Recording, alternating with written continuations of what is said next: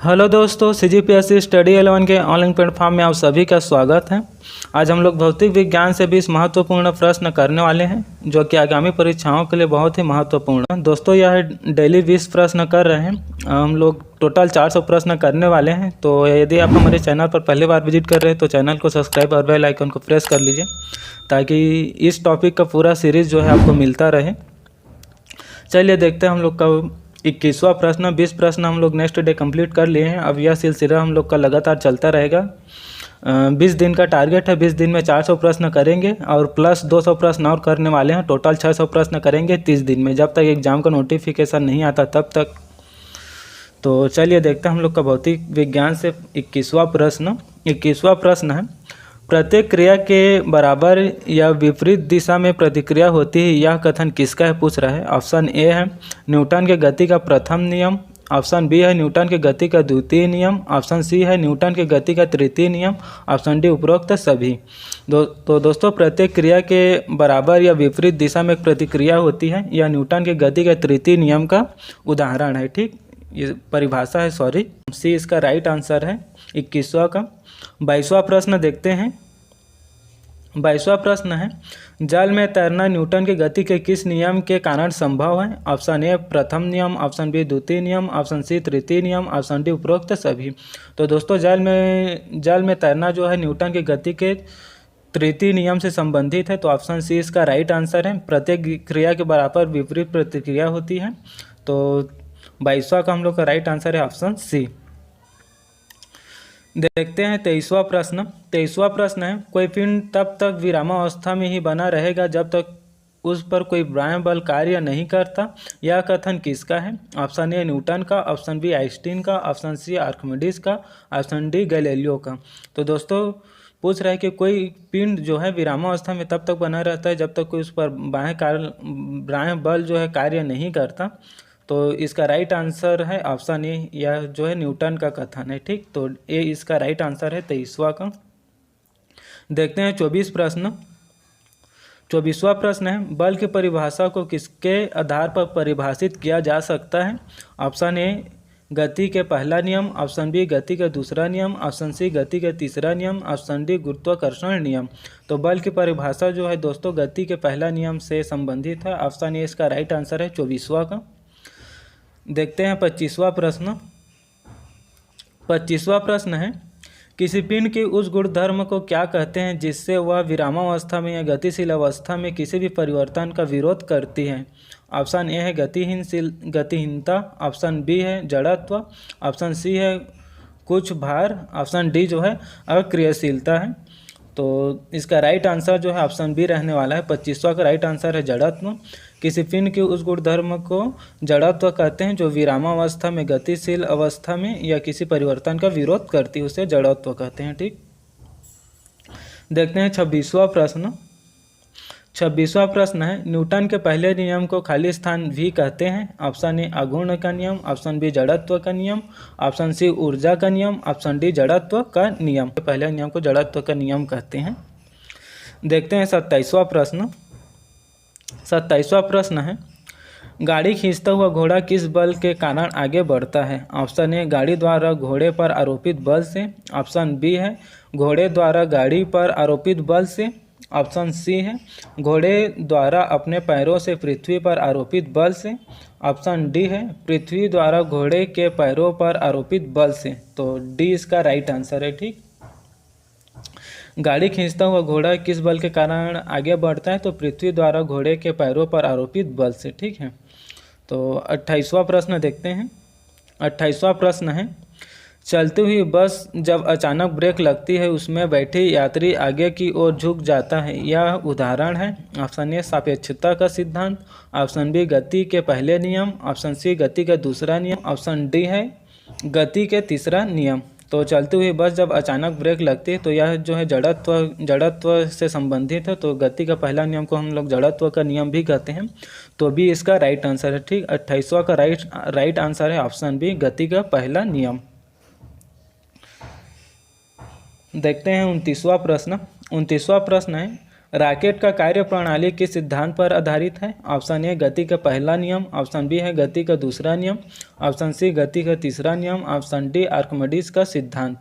तो दोस्तों रॉकेट का जो कार्य प्रणाली है यह जो है गति के तीसरे नियम से संबंधित है। प्रत्येक क्रिया के विपरीत प्रतिक्रिया होती है। सिद्धांत जो है गति के तीसरे नियम पर आधारित है। ठीक, तीसरा प्रश्न देखते हैं। अश्व यदि एकाएक चलना प्रारंभ कर दे तो अश्वरोही के गिरने की आशंका का कारण है? ऑप्शन ए जड़त्व आघूर्ण, ऑप्शन बी है द्रव्यमान का संरक्षण नियम, ऑप्शन सी है विश्राम जड़ता, ऑप्शन डी है गति का तीसरा नियम। तो इसका राइट आंसर जो है दोस्तों विश्राम जड़त्व होगा तीसरा का। देखते हैं एक तीसरा प्रश्न है क्रिकेट का खिलाड़ी तेज गति से आते ही बॉल को क्यों पीछे खींचते हुए पकड़ता है? कोई भी खिलाड़ी जब किसी बॉल को कैच करता है तो वह अपने हाथ को पीछे की तरह यूं मोड़ लेता है। तो वह क्यों मोड़ते हैं करके पूछ रहे हैं। देखते हैं ऑप्शन में। ऑप्शन ए बॉल विश्राम की स्थिति में आ सकती है इसलिए, ऑप्शन बी है बॉल जो है त्वरित तो स्थिति में रह सकती है इसलिए, ऑप्शन सी हो सकता है कि उससे कम बल लगाने की आवश्यकता हो, ऑप्शन डी जो है हो सकता है कि उसे अधिक बल लगाने की आवश्यकता हो। तो एक तीसरा का हम लोग का राइट आंसर बॉल जो है विश्राम की स्थिति में आ सके इस वजह से जो है क्रिकेट खिलाड़ी अपने हाथ को पीछे की ओर खींचता है। ठीक, देखते हैं 32वां प्रश्न है बल का गुणनफल है, मतलब पूछ रहा है कि बल का गुणनफल क्या है? द्रव्यमान और वेग का। ऑप्शन ए है द्रव्यमान और वेग का, ऑप्शन बी है द्रव्यमान और त्वरण का, ऑप्शन सी भार और वेग का, ऑप्शन डी भार और त्वरण का। तो बल का गुणनफल जो है दोस्तों द्रव्यमान और त्वरण का जो गुणनफल जो है द्रव्यमान और त्वरण का गुणनफल जो है बल होता है। तो बी इसका राइट आंसर है 32वां का। ठीक, बल बराबर होता है द्रव्यमान गुणित त्वरण। ठीक, F = m × a। देखते हैं 33वां प्रश्न है जब कोई व्यक्ति चंद्रमा पर उतरता है तो उसके शरीर में उपस्थित, मतलब पूछ रहा है कि उसके शरीर पर क्या प्रभाव पड़ेगा। ऑप्शन ए शरीर की मात्रा में परिवर्तन होता है, ऑप्शन बी है भार घट जाता है तथा मात्रा अपरिवर्तित रहती है, ऑप्शन सी है भार में परिवर्तन होता है, ऑप्शन डी है मात्रा तथा भार दोनों में कमी आती है। तो 33वां का हम लोग का राइट आंसर है भार घट जाता है तथा मात्रा अपरिवर्तित रहता है। जब कोई व्यक्ति पृथ्वी से चंद्रमा पर जाता है तो उसका 1/6 गुना जो है गुरुत्वीय भाग जो है कम हो जाता है, जिसके कारण जो है भार घट जाता है और मात्रा अपरिवर्तित रहता है। ठीक, गुरुत्वीय बल जो है कम हो जाता है 1/6। देखते हैं 34वां प्रश्न है यदि हम भूमध्य रेखा से ध्रुवों की ओर जाते हैं तो जी का मान पर क्या प्रभाव पड़ता है? ऑप्शन ए बढ़ जाता है, ऑप्शन बी घटता है, ऑप्शन सी वही रहता है, ऑप्शन डी 45 अक्षांश तक घट जाता है। तो यदि हम भूमध्य रेखा से ध्रुवों की ओर जाते हैं तो जी का मान जो है बढ़ जाता है। ठीक, ये इसका राइट आंसर है। यदि हम भूमध्य रेखा से ध्रुवों की ओर जाते हैं तो गुरुत्वाकर्षण का मान या गुरुत्वीय त्वरण का मान जो है बढ़ जाता है। ऑप्शन ए राइट आंसर है 34 का।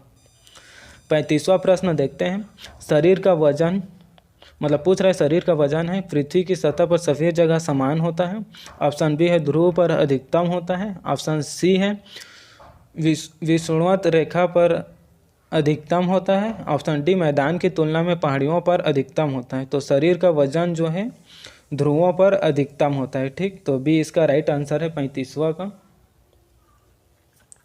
देखते हैं 36वां प्रश्न है व्यक्ति पृथ्वी की सतह की तुलना में चंद्रमा की सतह पर अधिक ऊंचाई क्यों उछल सकता है? मतलब अधिक ऊंचाई पर जो है चंद्रमा पर क्यों उछल सकते हैं पूछ रहे हैं।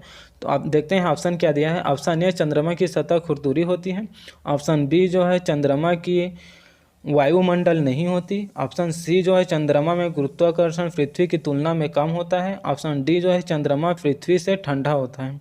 तो दोस्तों 36वां का हम लोग का राइट आंसर है ऑप्शन सी, चंद्रमा में जो है गुरुत्वाकर्षण पृथ्वी की तुलना में कम होता है, इस वजह से जो है कोई व्यक्ति चंद्रमा पर अधिक ऊंचाई तक उछल सकता है। ठीक, देखते हैं 37वां प्रश्न 57 kg के वजन को जमीन से 20 मीटर की ऊंचाई पर पकड़े रहने के लिए किया गया कार्य है। तो ऑप्शन ए है 20 जूल, ऑप्शन ए है 20 जूल, ऑप्शन बी है 200 जूल, ऑप्शन सी है 981 जूल, ऑप्शन डी है 0 जूल। तो दोस्तों 57 kg का एक पिंड है, उसको एक व्यक्ति जो है 20 मीटर की ऊंचाई पर पकड़कर खड़ा हुआ है, तो उसके द्वारा किया गया कार्य पूछ रहा है। तो आपको बता दूं, जैसे कार्य करने के लिए गति मोशन की आवश्यकता होती है, यहाँ पर गति नहीं हो रहा है और न ही डिस्प्लेसमेंट हो रहा है, दूरी बढ़ रही है, तो उसके द्वारा विस्थापन शून्य है, तो किया गया कार्य भी जो है शून्य होगा। वर्क बराबर F into S into cos theta होता है, तो इसमें अगर विस्थापन को रखते हैं तो शून्य होने वाला है, तो किया गया कार्य जो है शून्य ही रहेगा। तो डी इसका राइट आंसर है 37वां का। देखते हैं 38वां प्रश्न। एक व्यक्ति दीवार को धक्का देता है पर उसे विस्थापित करने में असफल रहता है, तो किया गया कार्य है ऑप्शन ए कोई भी कार्य नहीं, ऑप्शन बी ऋणात्मक कार्य, ऑप्शन सी धनात्मक एवं परंतु अधिकतम नहीं, ऑप्शन डी है अधिकतम कार्य। तो 38वां का राइट आंसर है, तो उसके द्वारा किया गया कार्य जो है शून्य ही रहेगा। इसमें भी वही इसमें भी हम लोग work equal F into S into cos theta का फार्मूला लगा सकते हैं। ठीक, देखते हैं 39वां प्रश्न। पहाड़ी पर चढ़ता आदमी आगे की ओर झुक जाता है क्यों? मतलब पूछ रहा है कि एक पहाड़ी पर एक आदमी चढ़ रहा है तो आगे की ओर क्यों झुक जाता है। देखते हैं ऑप्शन क्या दिया है। ऑप्शन ए है तेज चल सके, ऑप्शन बी फिसलने की संभावना कम हो जाए, ऑप्शन सी शक्ति संरक्षण के लिए, ऑप्शन डी स्थायित्व बढ़ाने के लिए। तो पहाड़ी पर चढ़ता आदमी आगे की ओर झुकता है क्योंकि वह स्थायित्व बनाए रखे। ठीक, तो डी इसका राइट आंसर है हम लोग का 39वां का। 40वां प्रश्न यहाँ मिसिंग है दोस्तों। 40वां प्रश्न मैं ऐसे ही आपको बता देता हूँ, इसका आंसर आप कमेंट में ज़रूर देना। ठीक, अगर हुआ कांच जो है चमकीला प्रतीत होता है क्यों? कमेंट में आंसर देना है आपको। चलिए मिलते हैं नेक्स्ट वीडियो में। फिर हम लोग नेक्स्ट वीडियो में हम लोग देखेंगे 40 से 60 प्रश्न देखने वाले हैं, और जैसे ही हम लोग का 1000 सब्सक्राइबर होगा मैं आप लोग को गिफ्ट देने वाला हूं। इसे ही 1000 सब्सक्राइबर होगा दोस्तों, इसका पूरा 400 प्लस 200 टोटल 600 प्रश्नों का आप लोग को PDF मिलने वाला है। तो चैनल को सब्सक्राइब करना है, अपने दोस्तों में शेयर करना है। मिलते हैं नेक्स्ट वीडियो में, धन्यवाद।